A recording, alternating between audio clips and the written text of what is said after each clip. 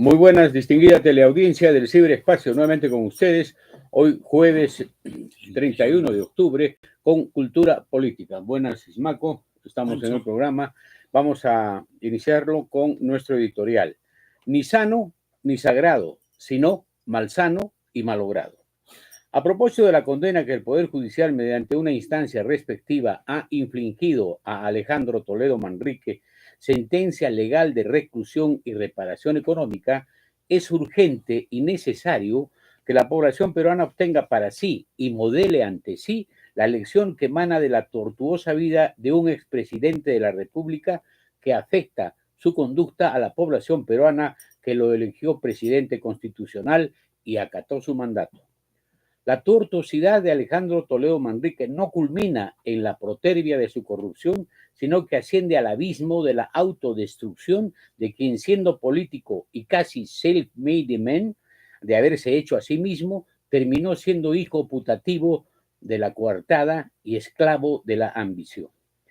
Toda persona negativa que atenta a la propia moral en su vida personal y familiar, y lo más delicado, que desdeña los valores éticos vinculados a la gestión pública, siempre vivirá en tensión y en falsedad, porque sobre su cabeza penderá una amenazante espada de Damocles, sobre que le recordará su malignidad, y en cualquier momento la verdad se impondrá y la espada caerá sobre él, lo que lo volverá temeroso y más vulnerable, mentiroso y más alambicado. Y ese ha sido el caso de Alejandro Toledo Manrique, que antes de ser presidente ya era cínico, de estampa fraudulenta, que como presidente ya era entenado, malquerido de la hora cabana y discípulo consentido de las bravas amanecidas con alcohol anochecido, y que, dejando de ser presidente, siempre fue precedido y antecedido por chuscos actos que endulzaban la trampa y volvían estereoscópica la mentira. En todo ello, el armado de trucos exorbitantes era su prestidigitación favorita, para encriptar valores de paternidad. No es mi hija, siendo mi hija. Soy honesto, sano y sagrado, siendo malsano y desgraciado. Alejandro Toledo Manrique apelaba a la ecuanimidad con dolor de cabeza en las catacumbas de la resaca y las profundidades de la perversidad, sin propósito de enmienda. Y aquí unas reflexiones en alta voz. ¿Es posible alcanzar serena y creativa salud mental cuando una persona, reiteramos, se engaña a sí misma y oculta su propia malignidad? Preguntamos, ¿la condena a un sujeto deprimente y deprimido, falaz y mentiroso nos hace a nosotros superiores a él? ¿Cuántos Toledo Manrique ya vivirán agazapados entre nosotros, o inclusive estarán felices sembrando ponzoña dentro de nuestra escala de valores y de prácticas, volviéndolas corrosivas? Y no nos referimos en exclusiva a los descastados de la política peruana actual, sino a todos los peruanos que estamos, a los que están y los que persistirán, y a los peruanos que vendrán. ¿Qué moral consiente los inmorales? No obstante, ¿cómo podremos lograr que en el Perú ejerzan poder los ciudadanos más valientes y lo hagan con temperamento y calidad superior, que significa hacer bien, inclusive posponiendo las propias satisfacciones y procreando con desprendimiento el bien común en diferentes entornos, pero sin arrogancia? Aquí una reflexión medular y no contingente. Es necesario alejarse de la administración de justicia, porque el proceder de las personas de bien es simple, decente y limpio, y no requiere intervención de ninguna instancia judicial. Es ilusión afirmar que las personas con valores y con ética en la función pública nunca caerán en manos de la administración de justicia, que ha creado y estructurado frondosos bosques legales para uso de abogados adecuados o protervos, o para gozo de tramitadores. Se ha armado un mercado de pseudo protección al ciudadano, inventando leyes que convierten la administración de justicia en caja de Pandora para litigantes. Requerimos en el Perú más decencia y menos administración de justicia, con un poder judicial como el actual, deforme y lento como una tortuga ecuestre. Un país que reclama la mejora en la administración de justicia con insistencia rayana en la obsesión es una población que evidencia inclinaciones a la pleitomanía, al litigio, defendiendo sus malas acciones a través del frágil sistema de justicia peruano. El Perú, país biodiverso en la querella y el alboroto, nos está sacando factura.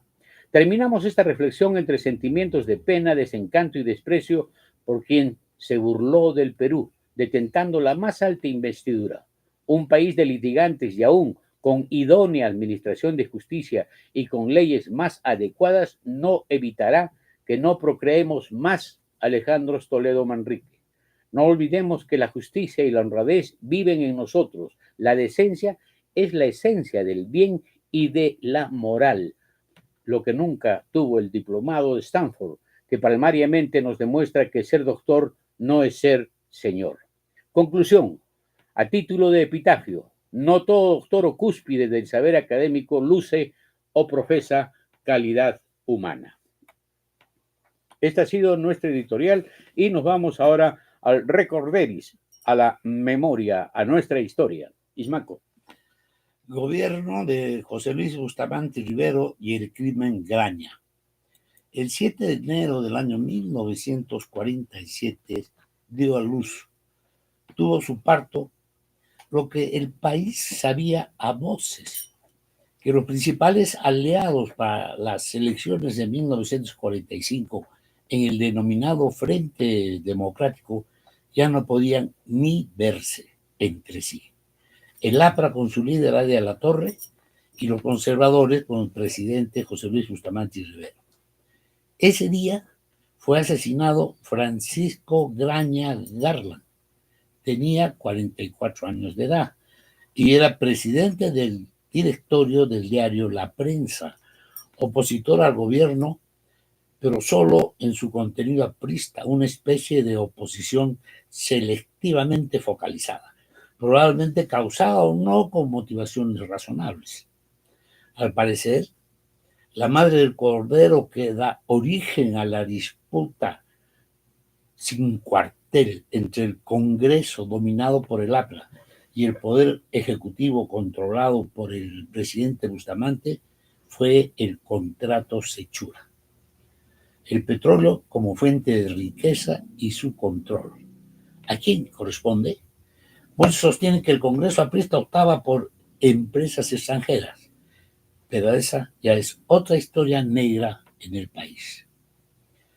Pedro Beltrán Espantoso, periodista y economista, desempeñó un papel importante en estos hechos, quien, haciendo gala de su antiaprismo convicto y confeso, inició una campaña demoledora contra el partido, logrando que se genere un escenario de culpabilidad en el asesinato del 7 de enero hacia el partido aprista, comparando lo sucedido con otro asesinato ocurrido en 1935, 12 años antes, cuya víctima fue el director del diario El Comercio, Antonio Miro Quesada de la Guerra, y su esposa María Laos Argüelles de Miro Quesada.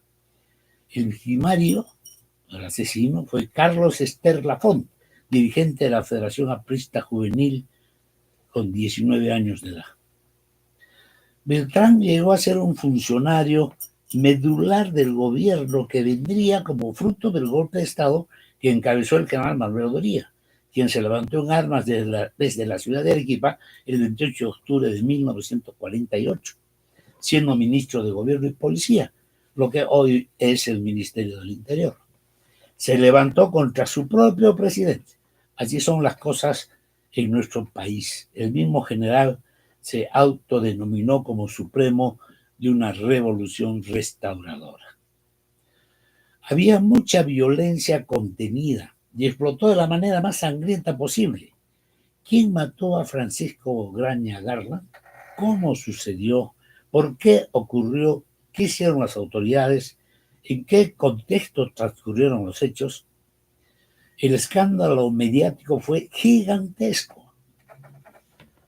El ataúd con los restos de Graña fueron llevados del local de la prensa y fue paseado por la Plaza de Armas frente al Palacio de Gobierno, donde recibió la aclamación del pueblo. Se calcula que no menos de 40.000 personas desfilaron delante del ataúd de Graña. Manuel Miro Quesada, a nombre del directorio del diario El Comercio, dio su discurso fúnebre en el que destacó que cuando alguien muere por razón de la ley biológica, los amigos lloran, pero se resignan. Pero no es así cuando la mano artera de un fanático ciega la vida de un hombre útil a la patria. Después de meses de investigación, se resolvió que los supuestos asesinos habían sido dos militantes del partido aprista, Alfredo Tello Salaverría y Héctor Pretel Cabo Samalón. El primero de ellos, miembro de la Cámara de Diputados del Congreso por la provincia de Bolívar, del Departamento de la Libertad. Como es una constante en la historia, no fueron llevados a juicio hasta después de algunos años, para finalmente ser declarados culpables tras un largo proceso, ya bajo la dictadura de 8 años del general Rodríguez. Tello y Pretel fueron sentenciados finalmente a 20 años, 13 años de cárcel efectiva y luego indultados en 1960. Mucho tiempo después, un ex militante del APRA, Luis Chanduví Torres, publicó un libro, El APRA por dentro, y el que reveló que el asesino de Graña fue Eddie Chaney Sparrow, otro militante aprista. También cuenta que antes de ocurrir el crimen se produjo una conversación entre Aya de la Torre y un círculo de su confianza, en la que el líder aprista, preocupado por los demoledores ataques que el diario de la Prensa tenía contra el APRA, dijo que sería conveniente neutralizar a Graña. Queda en el misterio sobre el sentido que Aya de la Torre daba al verbo neutralizar. Dice que algunos de los más exaltados apristas lo interpretaron a su manera. El crimen Graña significó la ruptura radical entre Bustamante y el APRA. El gabinete ministerial que preside el doctor Portugal renunció y conformó otro presidido por el contraalmirante José R. Alzamora como ministro de gobierno. Fue nombrado el general Manuel Odría. Bien, esta ha sido nuestra historia sobre sucesos clamorosos, lamentables, que dividieron al país por muchos años. Es una historia que no se ha perdido, porque estamos, si bien en cierta convivencia en la actualidad, hay de todas maneras fuerzas subterráneas que están destruyendo la ecuanimidad de la gobernanza en el país. Pues bien, ahora nos vamos a nuestro tema central, moral. Es una palabra militante, pero lamentablemente oscurecida por su contraparte, que es la indecencia y la deshonestidad. Además que la moral, Ismaco, bueno, tiene connotaciones filosóficas, religiosas, históricas, hasta místicas, ¿no? Un hombre moral es aquel que se pregunta, ¿por qué estamos en el mundo? Y estamos en el mundo justamente para cumplir los designios del plan de Dios, para tener una visión de conciencia, etcétera. La moral no solamente es actitud y conducta, sino también es una visión amplia y global de todo lo que está inherente a la condición de la acción y de la inserción del ser humano en el tiempo que está viviendo. Sí, Fernando, la moral es los hechos visibles del comportamiento de una persona en los escenarios en el que desenvuelve su vida cotidiana, su trabajo, su hogar, las amistades, sus negocios o lo que fuere, ¿no? Entonces, eso es lo que hace, eso significa moral. La descripción de los actos de la moral, ¿no?, desde diferentes corrientes del pensamiento humano, eso ya se llama ética. La ética es el análisis, digamos, o el análisis no filosófico sobre el comportamiento de una persona, que es lo que le denominamos moral.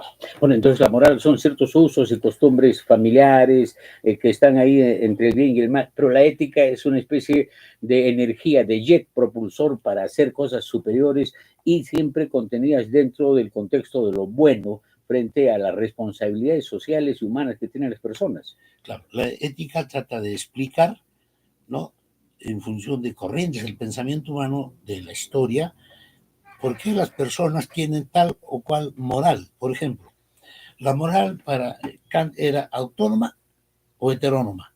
¿Qué significa? Heterónoma es el hombre moral, es aquel que sigue un código que está escrito por alguien que es infinitamente superior moral. Dios, el código, los mandamientos, la ley de Dios. Entonces, uno está obedeciendo eso. Entonces, no está actuando por su libre voluntad. Entonces, sigue un código, sigue una regla.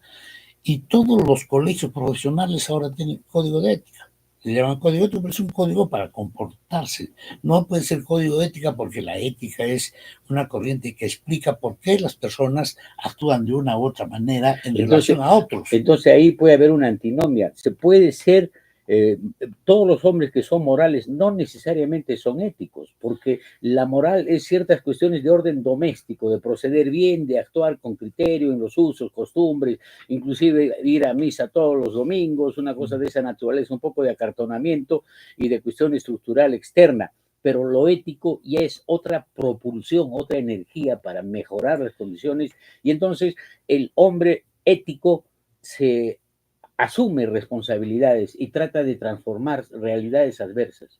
El moral no, el moral es más doméstico, más pacífico. Claro, en este caso, en la ética heterónoma uno está obedeciendo, pero las tentaciones quiebran su obediencia, ¿no? Y entonces ya no es estrictamente moral. El escenario de la moral es la relación de uno con otros. Entonces, lo más importante acá en la moral es el respeto por el otro, ¿no? Entonces, pero ¿por qué hablan de ética autónoma? Entonces, es las reglas que uno se impone a sí mismo para desenvolverse en su vida cotidiana, ¿no? Entonces, esa autonomía es explicada por Kant en uno de su segundo libro, ¿no? Bueno, de la razón suficiente, categóricamente habla, ¿no? Claro. Entonces, él dice que si puede haber una ética autónoma que no obedezca a reglas que vienen de afuera, ¿no? De Dios o de una institución. Y entonces, él indica que cómo hacer que las personas tengan lo que él llama máximas que le obligan a comportarse de tal manera que esa máxima se convierte en una ley general, una ley universal para otros, ¿no? No hagas a otros lo que no quieres que te hagan a ti mismo. Entonces, ya esa es una explicación de una corriente filosófica. ¿Y cuál es ese máxima que pone Kant? Es el imperativo categórico del deber. Entonces, ahí es una corriente ya filosófica, ética, de cómo se debe comportar moralmente las personas, cumpliendo su deber. Entonces, aquí viene un asunto crítico. La moral es el basamento y junto con la ética, más allá de esas sutiles diferencias, para crear las condiciones de vida en la sociedad y para la estructuración y la marcha del Estado y de las relaciones entre las personas y entre las instituciones. Es decir, todo lo legal surge de esta percepción de hacer el bien y de proceder correctamente, que eso es la moral junto a la ética. Por supuesto, uno busca el bien de su polis, desde Aristóteles, es la otra corriente filosófica, ¿no? El bien común, no el bien privado particular. Entonces, en el mundo de los negocios, este es un gran problema, porque el que hace negocio no busca pues el bien común, sino busca su interés particular. Medrar. Entonces, dentro de esa corriente filosófica del bien común, no encaja es precisamente el negociante, el puro el usurero, ¿no? Bueno, pero acá hay otra cosa bien interesante también, que es por qué en todas las profesiones no se actúa moralmente. Entonces, ahí entra el escenario, los valores. ¿Qué es lo más valioso para ti? La pregunta es, ¿qué es valioso? Aquello por lo cual yo podría dar incluso mi propia vida. Eso es valor, es significativo. Entonces, la pregunta es, ¿por qué nosotros podríamos dar, ¿no?, lo mejor, valores? Entonces, en la formación de los profesionales, especialmente de aquellos que son abogados, que son ingenieros de procesos, ingenieros industriales, de todas esas profesiones, Hay tres dimensiones: la dimensión cognitiva, la dimensión instrumental y la dimensión actitudinal. Claro. La dimensión actitudinal es con qué calidad yo explico cognitivamente, explico las cosas que suceden, cómo actúo sobre ellas instrumentalmente, cómo manejo la técnica, ¿no? Entonces, mi estado de ánimo es de ser egoísta, solidario, de ser optimista, pesimista, de ser respetuoso del derecho ajeno o irrespetuoso. Entonces, esa actitud ante la vida, ¿no?, en la formación de los profesionales está en la trastienda, está subvaluada, subvaluada, y además está orientada antes al mundo cognoscitivo, explicativo de la ciencia, y ahora, lamentablemente, si fueran estas tres dimensiones, ¿cuál de estas tres jala el carro, jala la locomotora, jala el tren? Obviamente, en este mundo actual, lo instrumental. Y lo instrumental tiene tal peso específico que los valores, la actitud ante la vida, lo que me empezaste diciendo, ¿no? Cómo yo me desenvuelvo, amo a mi prójimo, no lo amo. Es decir, todo ese escenario está en la trastienda, se ha devaluado, se ha subvaluado, porque en las universidades, en ninguna profesión, han cambiado que la locomotora. La locomotora debería ser esa formación claro, actitudinal, o sea, ¿no es la que cierto? induzca a transitar por el camino adecuado. En mi profesión, por ejemplo, el señor médico es el eje y el centro. Yo soy el uno, yo soy el dos, el tres, el uno, y si hay dos, yo soy el uno, yo soy yo primero. ¿Y cuál es el valor más importante que tengo yo? Yo siempre digo, el rico más pato, los ojos con llenos de dólares, ¿no? Ese es lo más importante. O sea, ahí y tercero, los problemas de los otros no son mi problema. El problema será del gobernador, del presidente, el problema de Dios. Claro, inclusive la propia población endosa la problemática global y general a las intervenciones de las autoridades para que, para este caso patético, solamente construyan infraestructura, etcétera, y hagan cosas de esa naturaleza, sin ir al meollo, a la más médula de la realidad, es decir, la personalidad, la educación de los seres humanos. Entonces, la formación moral, Nacho, está en un vacío absoluto.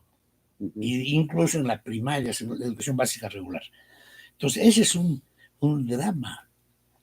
Y en ese escenario se ha desvalorizado el valor intrínseco de la moral, porque hay varios valores, ¿no es cierto? Varios valores, como el amar al prójimo desde el punto de vista religioso, afectuoso, el de la puntualidad, el de la decencia, el de no robar, pero el valor supremo es la moral, porque cualquier inmoral ya no tiene cómo protegerse con los otros valores intermedios. En esta categorización, que creo que no es arbitraria, pero el valor moral es lo supremo, que está inclusive empatando con la creación, con la razón por la que estamos en el mundo, para hacer justamente el bien, porque nuestro cerebro inclusive está organizado para hacer eso. Por eso a mí me indigna o me sorprende que mucha gente diga que la inteligencia es una de las virtudes superiores de la gente, y por ejemplo dicen que Vladimiro Montesinos Torres es inteligente. Será pues diestro, será hábil, será desde el punto de vista medio retorcido para hacer estas cosas, pero la inteligencia es justamente un componente esencial de la moral. ¿Por qué? Porque la inteligencia es predisposición para entender el mundo, buscar transformarlo y mejorar las condiciones. Esa es la inteligencia, que no solamente es hacia el conocimiento, sino lo actitudinal, lo cognitivo, lo programático, la otra tercera cosa que dijiste también, ¿no? Claro. Eso es bien importante porque un enfoque antropológico, ¿no?, de lo que es la persona nos dice que la persona es una síntesis trinitaria de cuerpo, inteligencia y voluntad. Bueno, entonces aquí, ¿cuál pesa más? El cuerpo, los tres pesan igual, pero ¿quién tiene más trascendencia?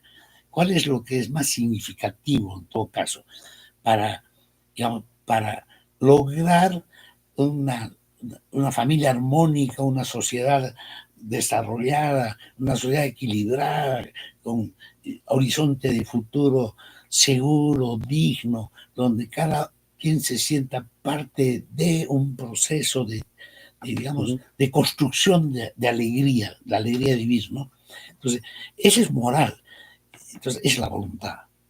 La voluntad, ¿por qué? Porque su necesidad es trascendente. Y la fuerza de vencerlos, ¿no? Eso, exactamente. Eso. No, ahora, hay una cosa, por ejemplo, Vladimiro Cerrón Rojas, para personificar el asunto y hacer bien claro el ejemplo, es lúcido, cobarde e inmoral, pero es lúcido. Y su lucidez por el discurso político, doctrinario, ideológico, etcétera, lo convierte en una persona que puede inclusive hacer la fascinación. Toca la flauta y la serpiente sube, ¿no?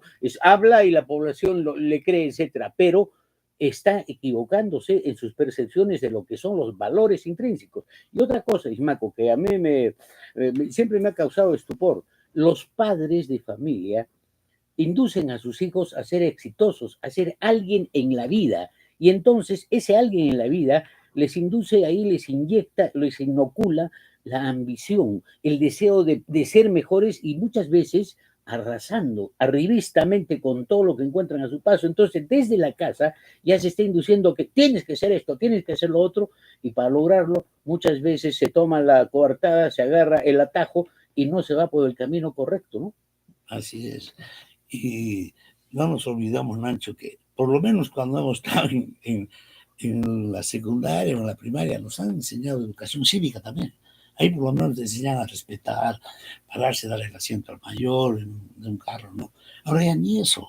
Y como tú bien dices, la cultura del éxito hace que la sociedad olvide sus valores y sus capacidades actitudinales y prevalezca su capacidad técnica instrumental.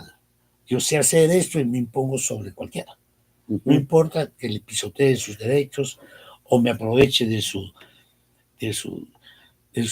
digamos, de su mala suerte. Claro, ¿y cómo se puede crear conciencia moral en los niños, en los alumnos, si se educa con interdicción, con prohibición, con castigo, cuando tiene que ser con reflexión? Yo en uno de los programas conversando se trajo a colación la enseñanza en Japón. Los niños desde el principio no entran a aprender 2 más 2 ni a sumar, sino a respetar, a tener valor por el silencio, por la diferencia, por la otredad, y entonces van generando otra cultura de respeto, etcétera, y no de imposición, de temperamento, de violencia y de ira, ¿no? Ese es otro de los problemas. Y entonces estamos nosotros, como has dicho tú, trasladando la moral a la inanidad, o sea, a un concepto, ya pues la moral se acabó y nosotros no nos miramos al espejo y no estamos produciendo o reproduciendo esta clase de propuestas que deben estar entronizadas en nuestro actuar, porque la moral es inherente a la condición humana. Y si no actuamos en función a la moral, no a la moral del púlpito ni del sermón religioso, sino a la moral que está en nosotros mismos, es decir, la moral es parte de la salud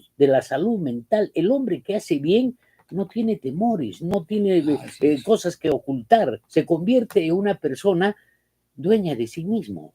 Y ese es pues un valor supremo, dueña de sí mismo sin ser egoísta, sin ser individualista, dueña de lo que es, porque está procediendo con calidad, ¿no? Ese es un valor supremo, entendemos entonces qué hacer para que la moral se entronice en el país y sea parte de una especie de común denominador que nos aproxime y nos haga felices y buenos entre todos nosotros. Eso ya es una utopía. Hay que cambiar de raíces, Nacho, la organización de nuestra sociedad, el sistema educativo, es decir, a las leyes, esto de la cultura combi, chicha, salte con tu gusto. Acá teníamos alcaldes que decían roba, pero haz. Eso es una tontera, ¿no? Eso es crear una sociedad sin destino, ¿no?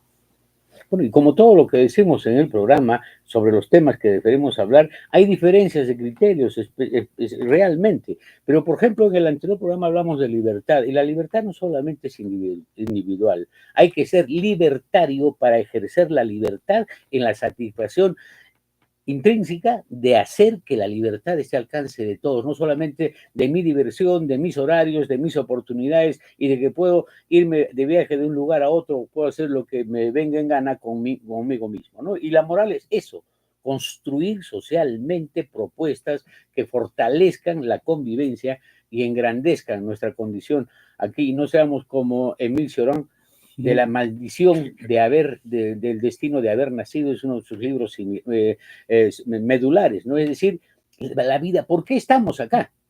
por qué hemos nacido, inclusive sin haberlo pedido y contra nuestra voluntad, pero se nos ha enriquecido la vida justamente por valores morales. Eso es central. Bien, ha sido nuestra conversa sobre lo moral, sobre la moral, amplísima, y ojalá que quede bien claro que la moral no es patrimonio del sacerdocio, ni del sermón, ni del púlpito, ni de una alocución embravecida y urticante, ¿no? Sino la moral es un constructo social. Bien, ahora con Malichi. Buenas. Aquí la anécdota. Bien. Hola amigos, ¿cómo están? Espero que muy bien. Hoy día un día lindo, día de nuestra canción criolla. He venido a contarles una anécdota sobre un científico muy conocido, muy brillante y muy popular en el siglo XX. Nada menos que se trata de Albert Einstein. Él nació en el año 1879 en Ulm y en el año 1921 recibió el Premio Nobel de Física.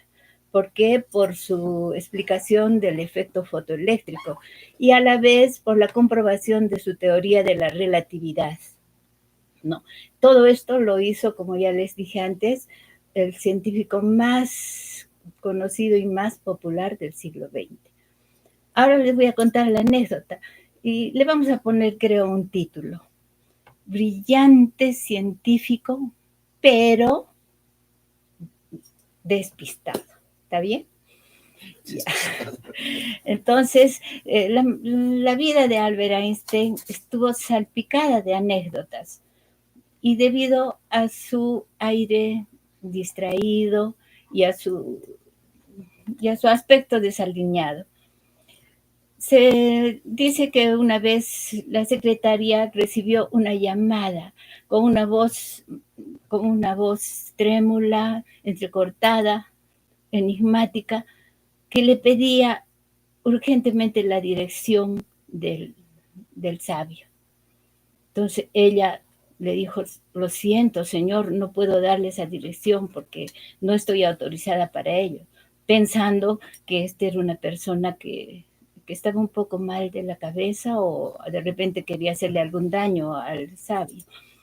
Pero él insistió: por favor, es urgente, le dijo, necesito saber dónde vive el maestro.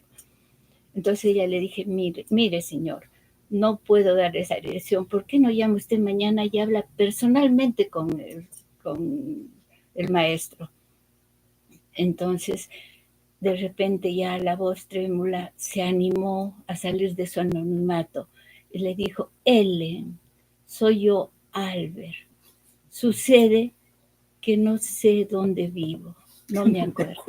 Excelente, un gran científico con pérdida de memoria. Bien, ahora nos vamos a la quinta parte del programa, la biografía. Una biografía respecto de personajes ilustres, personajes que han vivido en Puno, en Arequipa, en el sur del país. Bueno, vamos a la biografía. Gracias, Nacho. Søren Eivind Kierkegaard, filósofo y teólogo, nacido en Dinamarca en mayo de 1813 y fallecido a la temprana edad de 42 años en 1855. Su filosofía entra en la condición, analizar, estudiar la condición de la existencia humana, en el individuo y su subjetividad, en el ejercicio de su libertad y responsabilidad, y en su condición de desesperación y angustia permanente, con brotes de lucidez dignas de su fe en su existencia y relación con el Creador. Crítico de la Iglesia danesa y estudioso de la naturaleza de la fe cristiana y su ética, así como de los sentimientos y emociones que experimentan los individuos al enfrentarse a las elecciones que plantea la vida. Se sabe que una de sus máximas consistía en que se debía dejar al lector la tarea de descubrir el significado de sus escritos, porque, según decía, la tarea debe hacerse difícil, pues solo la dificultad inspira a los nobles de corazón. Un texto que refleja con propiedad su existir es el que en su lecho de muerte le expresa al único amigo que tenía: dile a todos que mi vida ha sido un sufrir agudo, ignorado por todos, excepto por mí. Se dice de él que fue un dotado físicamente, de rostro con armonía entre sus partes, de atractiva belleza y de relaciones importantes en la alta sociedad danesa, y su compromiso de matrimonio con Regina Olsen, también del mismo círculo, no llamó la atención, sino por el contrario generaron expectativas en el espacio de fortalecimiento de la realeza gobernante y del propio clero. Fijada la fecha de matrimonio y con toda la parafernalia que ello conlleva, tal como más de un siglo después sucedió con el matrimonio de la princesa Diana en Inglaterra, solo que en el siglo XIX no había todavía televisión. El día de la boda con Regina, ya en la iglesia, Søren Kierkegaard no aparece. Escándalo mayúsculo. ¿Qué sucedió? Se cuenta que Søren, vestido de gala para su matrimonio, se contempla en el espejo y al mirarse en sus propios ojos reflexiona profundamente y se pregunta si el amor que siente por Regina lo puede alejar del amor que siente por Dios. Se responde que es probable que así suceda. Por ello decide quedarse quieto y no acudir a su compromiso. Fue su libre elección. El genio de Kierkegaard se muestra a plenitud en su libro Temor y Temblor, en el que narra desde su punto de vista el pasaje controvertible de la Biblia sobre el sacrificio que Abraham debe hacer matando a su hijo primogénito. Establece que el acto más complejo de la vida es la comunicación humana, ya que el entablar diálogo sobre algo entre dos personas, en realidad no son solo dos las personas que se comunican mediante palabras o gestos, sino en realidad son 6. Una a la que pienso que me dirijo, a la que creo que es. Otra es la que es o cree que es la persona con quien me estoy comunicando. Hablo con la que yo creo que es la primera o con la que él o ella cree que es la segunda. Y la verdad de los hechos es que esta, por lo común, no es lo que cree que es, sino otra en los crudos hechos de la realidad. Lo que en realidad es la tercera persona. Hay tendencia a creer que uno es mejor de lo que en realidad es. De otro lado sucede lo mismo. 3 a 3 son en concreto 6 personas. ¿Quién entiende a quién? ¿Quién se comunica con quién? 2 personas que comparten una vida es posible que no lleguen a conocerse plenamente.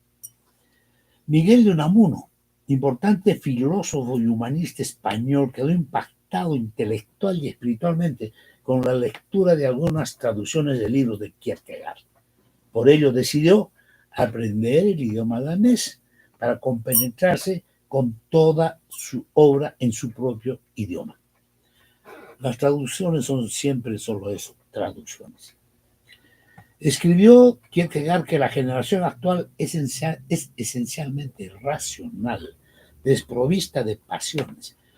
La tendencia hoy en día es a la dirección de la ecuación matemática. Kierkegaard ataca el conformismo y la asimilación cultural de los individuos en un público indiferenciado, la masa.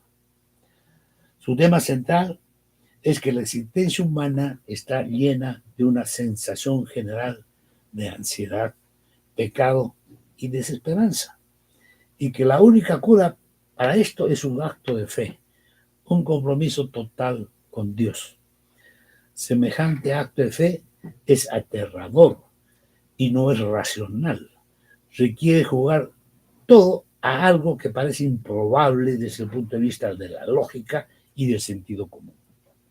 Es un constante volver a comprometerse, un salto hacia la oscuridad que parece una locura según los patrones del mundo.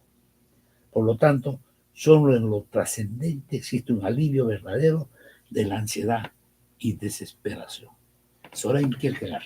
Su biografía muy interesante y además es que una de las partes que ha leído Ismael, ahí está bien consignada las dificultades de la comunicación, porque, bueno, todos somos iguales ante la ley, pero cada uno de nosotros nos sentimos diferentes ante el mundo mismo. Así que por ese lado hay varias sutilezas. Bien, ahora vamos a nuestra extracción final, la poesía.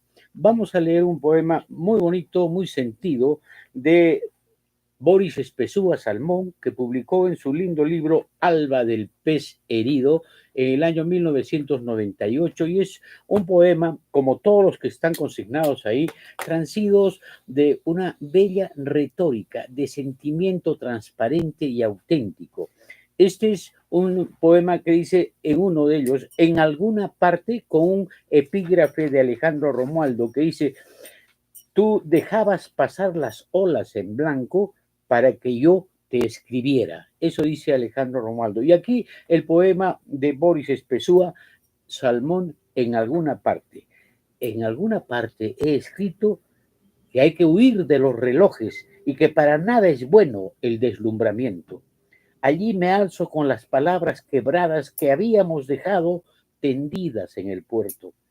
Aquellos conjuros de ardor desesperado fueron dolorosamente acribillados por la desidia. No comprendimos aquel fuego que llevamos en las manos y que solo sirvieron para enterrar horizontes. No debimos deslumbrarnos de optimismo y olvidarnos lo que decían nuestros ojos y nuestros cuerpos, si debimos olvidarnos de la hora que no mide el amor. Sí, debimos olvidarnos de la hora que no mide el amor. En alguna parte cuelgan esos sueños como camisas blancas, en cordel extinto, en alguna altura donde pudimos beber todos los vientos de la tierra. Ahora estamos desalojados de veranos, con la fatigada entraña que largamente nos pudo hacer habitar otros veranos. Ahora ni la escritura duda que no estás detrás de la lluvia y que tu voz es intermitente y mutilada en el verso. Sin embargo, en algunas tardes de julio hay un baño de sol que extiende el silencio para solo traer tu nombre. Sentimiento transparente y auténtico. Felicitaciones siempre a Boris, puneño, nacido en Juli, la llamada Roma del Altiplano. Con nosotros hasta la próxima. Como decimos, si Dios nos da vida, y a ustedes paciencia.